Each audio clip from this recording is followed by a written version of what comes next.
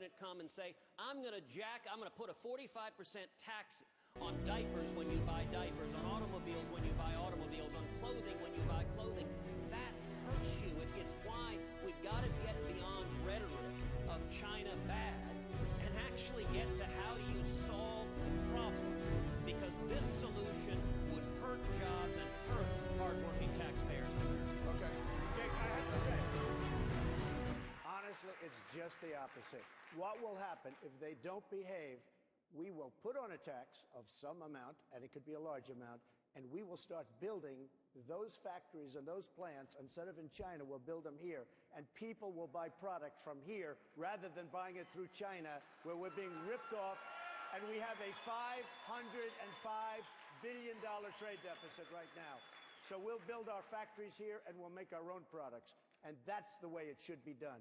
And the way we've been doing it for the last long period of time is our country is in serious, serious trouble. It's a bubble, and it's going to explode. All right, we're going to take a very quick break. When we come back, we'll have much more of this Republican presidential debate from the University of Miami right after this. Stay with us.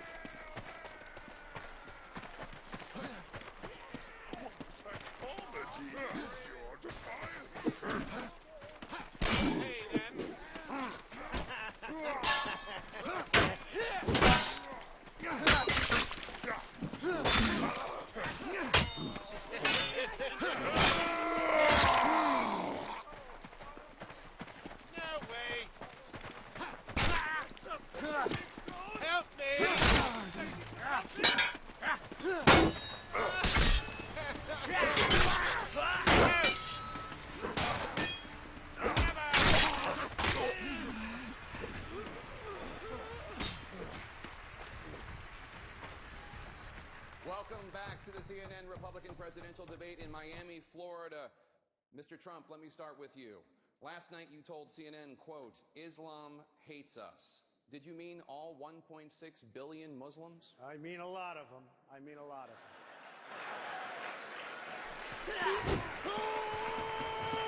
Do you want to clarify the comment at all? Well, you know, I've been watching the debate today, and they're talking about radical Islamic terrorism or radical Islam, but I will tell you there's something going on that maybe you don't know about, and maybe a lot of other people don't know about, but there's tremendous hatred, and I will stick with exactly what I said to Anderson Cooper. Senator Rubio, your supporter, Republican Senator Jeff Sessions, in response to Mr. Trump's comment last night. I'm sorry, Senator Jeff Flake, I apologize. Your supporters, Republican Senator Jeff Flake, said in response to that comment, Republicans are better than this. Do you agree? Well, let me say, I know that a lot of people find appealing the things Donald says, but he says what people wish they could say. The problem is presidents can't just say anything they want. It has consequences here and around the world. And so let me give you one. Years ago, I met this extraordinary couple who are on furlough because they're missionaries in Bangladesh. It's a very tough place to be a missionary, Muslims. And their safety and security are very much relies on friendly Muslims that live alongside them. That may not convert, but protect them and certainly look out for them. And their mission field really are Muslims that are looking to convert to Christianity as well. And they tell me that today they have a very hostile environment in which to operate in because the news is coming out in America, leading political figures are saying that America doesn't like Muslims. This is a real impact. There is no doubt that radical Islam is in the world. I can also tell you that if you go to any national cemetery, especially Arlington, you're going to see crescent moons there. If you go anywhere in the world, you're going to see American men and women serving us in uniform that are Muslims. And they love America. And as far as I know, no one on this stage has served in uniform in the United States military. Anyone out there that has the uniform of the United States on and is willing to die for this country is someone who loves America, no matter what their religious background is. Mr. Trump?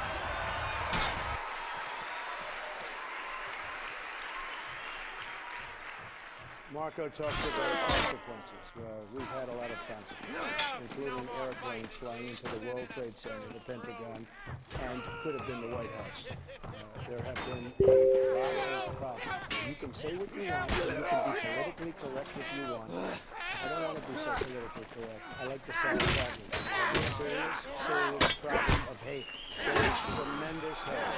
There is tremendous hate. There are large portions of people, Islam, large portions that want to use very, very harsh means. Let me go a step further. Women are treated horribly. You know that. You do know that.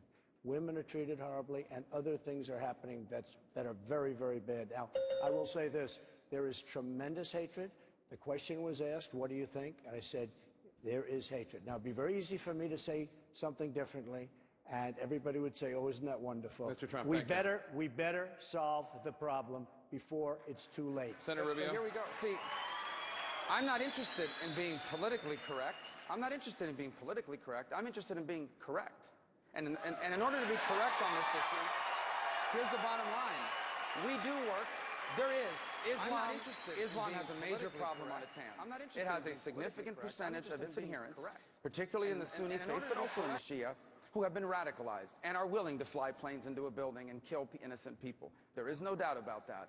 It is also true that if you look around the world at the challenges we face, we are going to have to work together with Muslims who are not radicals. We're going to have to work with the Jordanian kingdom. We're going to have to work with the Saudis. We're going to have to work with the Gulf kingdom. We're going to have to work with the Egyptians to defeat, for example, ISIS. It will take a Sunni Arab movement to defeat them. And so I think you can be correct without needing to be politically correct. We are going to have to work with people in the Muslim faith, even as Islam itself faces a serious crisis within it of radicalization. Governor Kasich? Do you think Islam hates us? No, I don't. I think there is a sect of this radical Islam that is really, really serious and poses the greatest threat to us today. There isn't any question. And that's why the whole world has to work together to make sure that we don't have proliferation of these weapons of mass destruction. But look, I was there and saw it when the Egyptian ambassador to the United States was in the Rose Garden, bringing the Arab and Muslim world to work with us to repel Saddam Hussein from Kuwait. The fact is that we're going to defeat ISIS. We're going to have these countries. And they are Egypt, and they are Saudi Arabia, and they are Jordan, and they are the Gulf states. And we're going to have in some way or another when we approach with Turkey. And I frankly think the Europeans went in the wrong direction when they rejected Turkey going into the economic sphere of Europe. The simple fact of the matter is a lot of these Muslim countries they can't believe the stuff they see out of people who have distorted their faith. People who represent radical Islam, they want to destroy everything that we're about, and Muslims who don't share their views. At the end of the day, we got to bring the world together, the civilized world, and we all speak with one voice to make sure that people who sit on the with civilization is represented and equality and hope for everybody. Mr. Trump, I want to ask you about something else you said during the course of this campaign. You said that the U.S. has to, quote, take out the families of terrorists. You pointed out that targeting civilians is against the Geneva Conventions you said, so they can kill us, but we can't kill them. It is against federal, military, and international law to target civilians. So how will you order the military to target the families of suspected terrorists while also abiding by the law? First of all, let me go back to the other just for a second. In large mosques in all over the Middle East, you have people chanting death to the USA. Now, that does not sound like a friendly act to me. As far as the families are concerned, as far as the law is concerned, we have a law. This all started with your question on waterboarding. We have a law that doesn't allow, right now, waterboarding.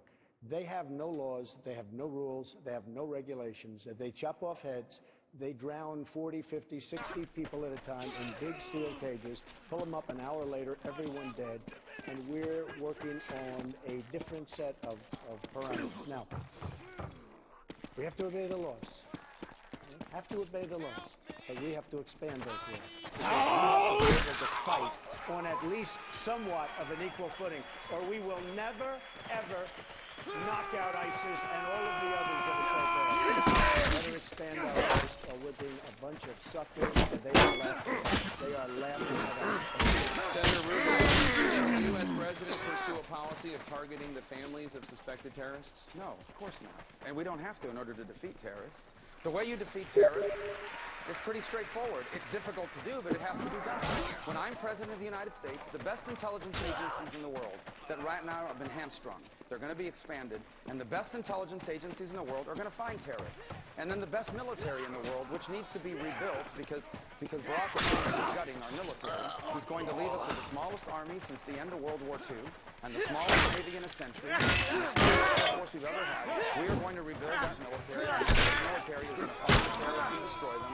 And if we capture any of these terrorist areas, they're not going to be like in Sinai, and they're not going to go to a courtroom in Manhattan. They're going to go to Guantanamo Bay, Cuba, and we will find out everything they know, and we'll do so legally. Senator Cruz, you've talked about changing the rules of engagement in battle against ISIS. Would that include targeting the families of suspected terrorists? No, of course not. We've never targeted innocent civilians, and we're not going to start now. But listen, Jake, I understand. People are scared, and for 7 years we faced terrorist attacks, and President Obama lectures Americans on Islamophobia. That is maddening. But the answer is not simply to yell, China bad, Muslims bad. You have to understand the nature of the threats we're facing and how you deal with them. And yes, it is true, there are millions of radical Islamic terrorists who seek to kill us. We need a president commander-in-chief focused on fighting them. And I'll tell you frankly, one concern I have with Donald is that although his language is quite incendiary, when you look at his substantive policies on Iran, he has said that he would not rip up this Iranian nuclear deal. I think that's a mistake. The Ayatollah Khamenei wants nuclear weapons for murderers. I'll give you another example. Dealing with radical Islamic terrorists. On Israel, Donald has said he wants to be neutral between Israel and the Palestinians. As president, I will not be neutral. I'll say this week, a Texan, Taylor Force. He was an Eagle Scout, he was a West Point graduate, he was an Army veteran. He was murdered by a Palestinian terrorist this week in Israel. And I don't think we need a commander-in-chief who is neutral between the Palestinian terrorist and one of our strongest allies in the world. Mr. Trump, we're going to come to you in a second. But wait, who has questions on this executive session? Mr. Trump, I want to follow up on the quote that Senator Cruz used. You said you would want to be, quote, sort of a neutral guy. He did mention Taylor Force. He was a West Point graduate. He was a war hero. He was a Vanderbilt graduate student. He was killed in a Palestinian terror attack near Tel Aviv. Many others were killed. And the Israeli government says the Palestinian Authority is inciting this. Do you still want to stay neutral when the Palestinian Authority is inciting these attacks? First of all, there's nobody on this stage that's more pro-Israel than I am. Okay, there's nobody. I am pro-Israel. I was the Grand Marshal of the Israeli Day Parade down Fifth Avenue. I've made massive contributions to Israel. I have tremendous love for it. I happen to have a son-in-law, a daughter, that are Jewish. 2 grandchildren that are Jewish. But I will tell you, I think if we're going to ever negotiate a peace settlement, which every Israeli wants, I've spoken to the toughest chef in all of this. I think it would be much more helpful is I'm a negotiator. If I go in, I say, I'm pro-Israel, I hold that to anybody that would listen. But I would like to at least have the other side think I'm somewhat neutral as to them so that we can maybe get a deal done. Maybe we can get a deal. I think it's probably the toughest negotiation of all time. But maybe we can get a deal done. As far as, and by the way, just so you understand, as far as Iran, I would have never made that deal. I think it's maybe the worst deal I've ever seen. I think it's the worst deal I've ever seen negotiated. I will be so tough on them, and ultimately that deal will be broken unless they do better than they've ever made in their lives, which is probably unlikely. So the deal will be broken. You know, we need a president who understands the national security interest of this country. The reason we are friends and allies with Israel is they are a liberal democratic country that share our values. They're our strongest ally in the region. We get billions in intelligence resources, billions in military resources. And the Palestinian Authority that Donald, along with Hillary Clinton and Barack Obama, say they want to treat neutrally the same as Israel. The Palestinian Authority is in a unity government, a terrorist organization. They pay the families of these terrorists who murder people. And this is exactly the moral relativism Barack Obama has. And the answer is not scream all Muslims bad. Let me give you an example of a Muslim, for example, we ought to be standing with. President al-Sisi of Egypt, a president of a Muslim country who is targeting radical Islamic terrorists. He's hunting them down and stopping them. Our focus needs to be on keeping this country safe. I want to go back to the Israeli government's assertion that the Palestinian Authority is inciting the convulsion of violence. Do you agree? Well, that's undeniable. First of all, they've said that they've encouraged people to do so. And you've seen the speeches of the Palestinian Authority president talking about how glorious this is that they're doing these sorts of things. But let me go back for a moment. The policy Donald has outlined, I don't know if he realizes, is an anti-Israeli policy. Maybe that's not your intent, but here's why it is an anti-Israeli policy. There is no peace deal possible with the Palestinians at this moment. There just isn't, because there's no one to negotiate with. The Palestinian Authority is not interested in a serious deal, and they are now in union with Hamas, an organization whose specific purpose is the destruction of the Jewish state.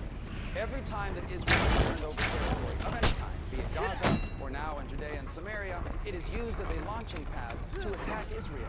And that's what will happen again. These groups are not interested in a deal with Israel. What they are interested in is ultimately removing the Jewish state and occupying its entire territory. So maybe in 30 years the conditions will exist, but they do not exist now. And to have a president forcing the Israelis to the table is harmful to Israel and emboldens Israel's enemies. Mr. Trump, a response, and we'll go to Governor Flake.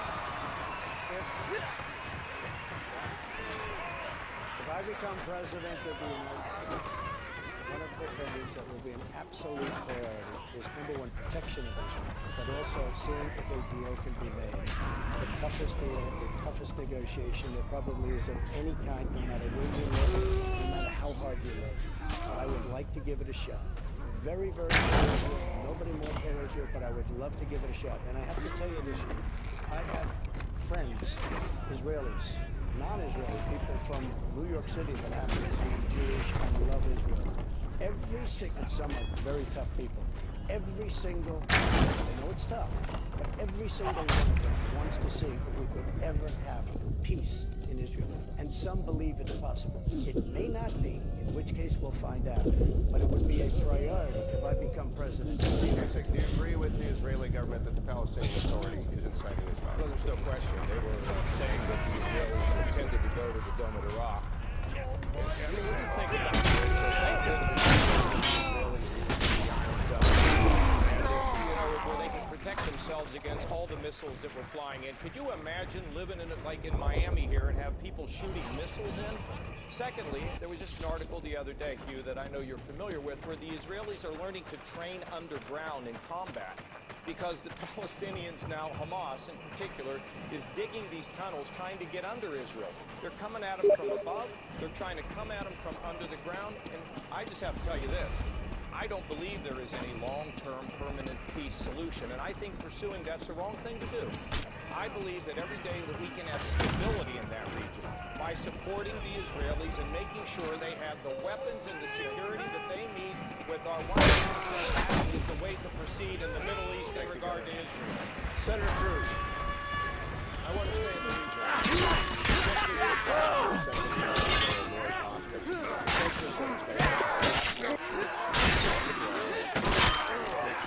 and the ISIS threat in Iraq. In the beginning of this campaign, followed the judgment of military commanders in the Pentagon.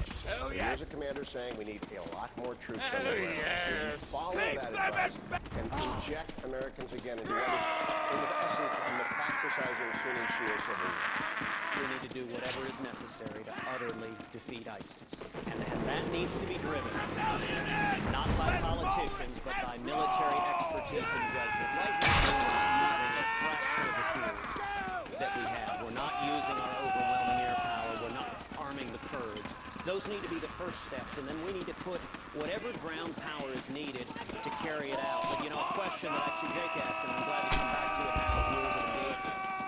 We have right now our troops engaged in combat, but President Obama has rules of engagement that are so strict that their arms are tied behind their back. They're not able to fight. They're not able to defend themselves. They're not able to kill the enemy. And I got to tell you, too, I think that is wrong. It is immoral. And I put my word to every soldier, every husband, every daughter, every mother and father, that will end in January 2017. Governor Kasich, if it takes 20 or 30,000, if the Pentagon says that's what needs to be done, will you follow their advice? Hugh, I've said all along and laid out my foreign policy. I'm going to remind everybody that 55% of the foreign policy experts in this country said I was the best to be commander-in-chief. I spent 18 years on the Defense Committee, Armed Services, and then I was in the Pentagon with Donald Rumsfeld on 9/11, in and out for a couple of years. We absolutely have to win this with a coalition. The Arabs have to be with us. The Europeans have to understand that this threat is closer to them than even as close as it is to us. And in addition to that, you have to put in the air and you have to bring all the force you need. It's going to be shock and awe in the military speak. Then once it gets done, we will wipe them out. Once it gets done, it settles down, we come home and let the regional powers redraw the map. Mr. Trump, more troops? We really have no choice. We have to knock out ISIS. We have to knock the hell out of them. We have to get rid of it, and then we have to come back here and rebuild our country, which is falling apart. How many We are we have no speaking choice. I would listen to the generals, but I'd hear numbers of 20 to 30,000. We have to knock them out fast. We're not allowed to fight. We can't fight. We're not knocking out the oil because they don't want to create a long in the world. Well, these are things that make us believe. They think we're kidding. They didn't want to knock out the oil because of what it's going to do to the carbon footprint. We don't fight like we used to fight. We used to fight to win. Now we fight for no reason whatsoever. We don't even know what we're doing. So the answer is we have to knock them out. We have to get rebuild our country, which is falling apart. Thank you, Mr. Trump. Let's switch from current conflicts to those who have served in conflicts. Senator Rubio, according to the VA study, of the 22 veterans who commit suicide every day, 17 of them have no connection to the VA.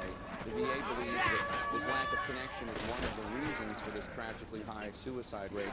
What specifically would you do as president to make sure that veterans in crisis are able to get the help they need? Well, first, let me say that 1 out of 4 calls to our office these days is about a veteran here in Florida that's struggling with a VA. My brother's a veteran. He's struggling with a VA. The other day, we heard this horrible story. There was a headline in the USA Today, and it said, calls to the VA suicide hotline went to voicemail. Well, about a few days ago, we now found out that one of the gentlemen, one of the veterans who left a voicemail, committed suicide. And they happened to call him back the day after he died. People need to be held accountable for this. One of the things I'm proudest of is that in my time in the U.S. Senate, working with Jeff Miller here from Florida, in a bipartisan way, and I'll give him credit, Bernie Sanders was a part of this, we passed the VA accountability bill. And what it did is it created now a law that gives the VA secretary, because of the law I passed, it gives the VA secretary the power to fire people that aren't doing a good job. Senior executives should be held accountable if the VA outreach isn't working. The problem is no one's being held accountable. Even after we passed that law, no one's been fired from outreach, no one's been fired no one's been disciplined, no one's been demoted. When I'm president of the United States, if you work at the VA and you are not doing a good job,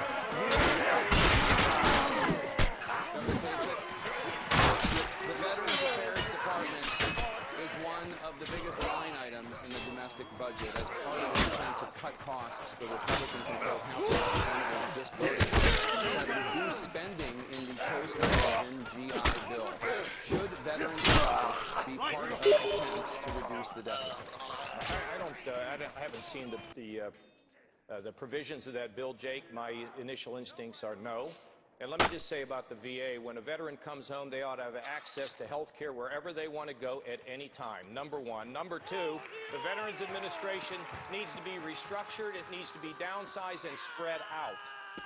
It needs to be so responsive to the needs of the veterans. And secondly, the Pentagon needs to share the information of returning veterans with the veteran service operations in the states and with the job people in the states so that when a veteran comes home, they can be linked with a job.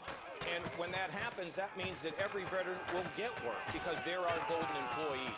No veteran ought to be without health care. No veteran ought to be homeless. No veteran ought to be unemployed in the United States of America. Thank you, Governor Casey.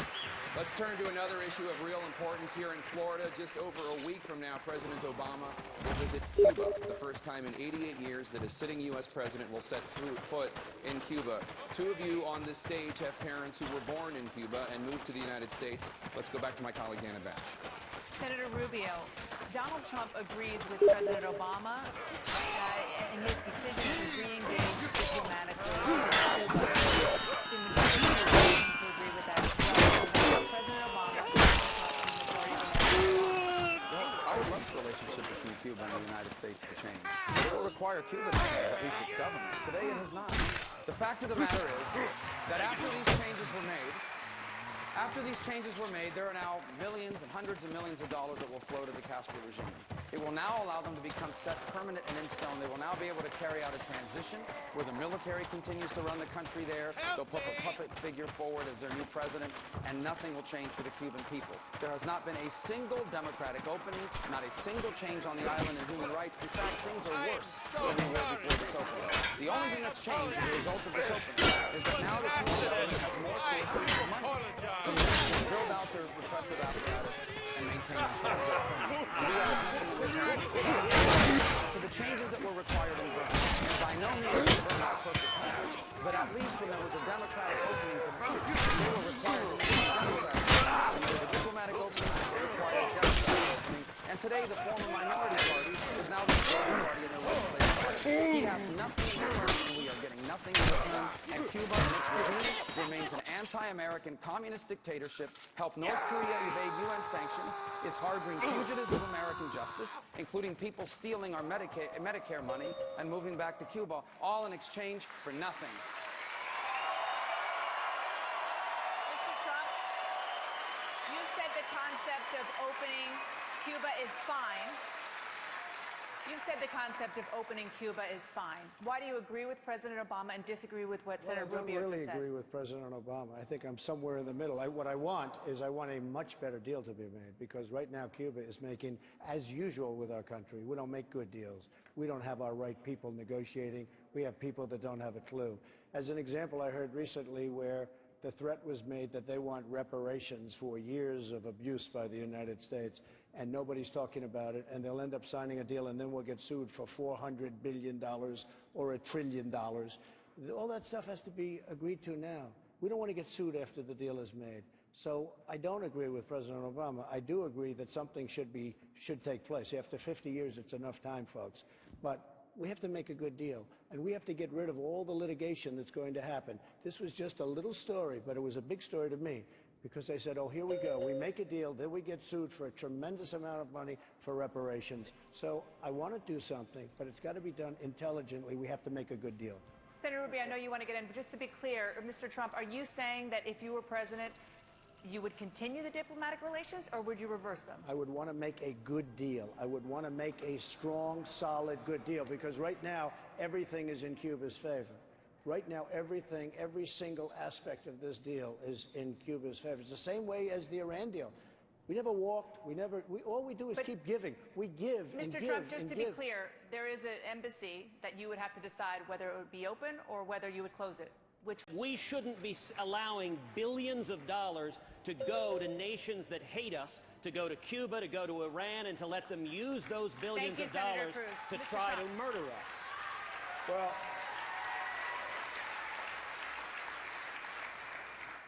if Ted was listening, he would have heard me say something very similar. I said we would not do the deal unless it was going to be a very good deal for us. And I think I said it loud, and I think I said it very clear. And I think after 50 years, and I have many friends, I own many properties in Miami, many, and I have many people that know, and they feel exactly the way I do.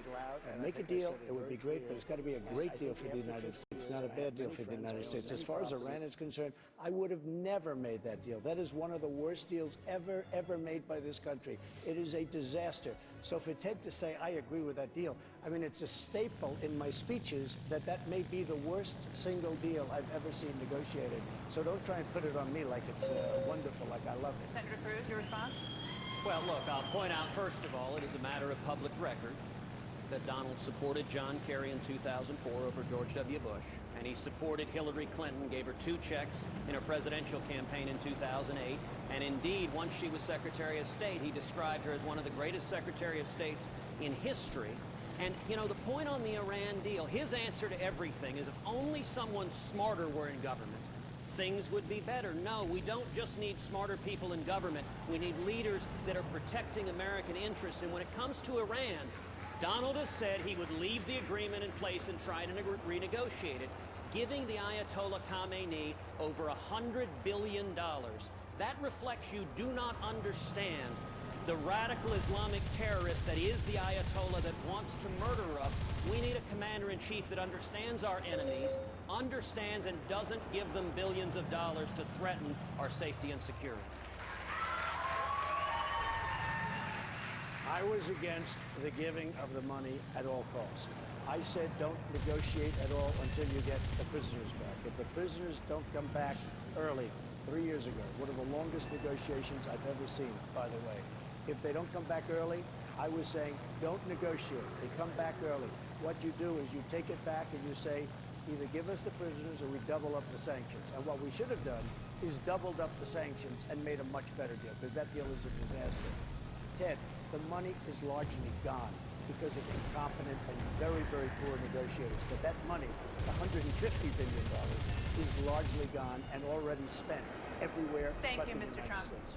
Let's refocus this back on Cuba. Governor Kasich, a pair of entrepreneurs from Alabama and North Carolina have just received approval to build the first U.S. factory in Cuba, making tractors for small farms. This is a direct result of President Obama's new policy in Cuba that we've been talking about. If you are elected president, would you encourage more U.S. companies to do business like that in Cuba? No, I wouldn't. Listen, I think the problem with the administration, if you talk to our friends around the world, they say, what is America doing? You know, you don't support us. We can't figure out where you are. You won't arm the freedom fighters in Ukraine. We let the Russians trump up some excuse on the business of, Russian-speaking people. You had a red line in Syria. You walked away from it. You refused to fund the Syrian rebels. You undercut Egypt, and we ended up with the Muslim Brotherhood for a while. and then we turn our back at Netanyahu when he comes to Congress to talk about his concerns of the Iranian deal. Look, I know in human nature sometimes there's a sense that you make better with your enemies than you do with your friends. And you know what happens when you do that? You make a terrible mistake. You need to support your friends. You need to hold your enemies out here, and you need to negotiate tough deals. And the fact is, they need to understand who we are. The Chinese understand. They don't own the South China Sea. They have to stop hacking everything we have in this country, or we'll take out their systems. We will arm the Ukrainians so that they have lethal defensive aid. We will destroy ISIS. And Mr. Putin, you better understand, you're either with us or you're against us. We're not rattling a sword. You're not our enemy, but we're not going to put up with this nonsense any longer. And a strong America is what the entire world is begging for. Where has America gone? Is what many of our allies say around the world. I'm president, they're going to know exactly where we are because we're coming back. Thank you, Governor. While we're discussing issues of importance to Floridians, I reached out to the Republican mayor of Miami, Tomas Regalado, to find out what he wanted to hear from you this evening. Mayor Regalado told me, quote, climate change means rising ocean levels, which in South Florida means flooding downtown and in our neighborhoods. It's an everyday reality in our city. Will you, as president, acknowledge the reality of the scientific consensus about climate change? And as president, will you pledge to do something about it? Unquote. Senator Rubio, the Miami mayor, has endorsed you. Will you honor his request for a pledge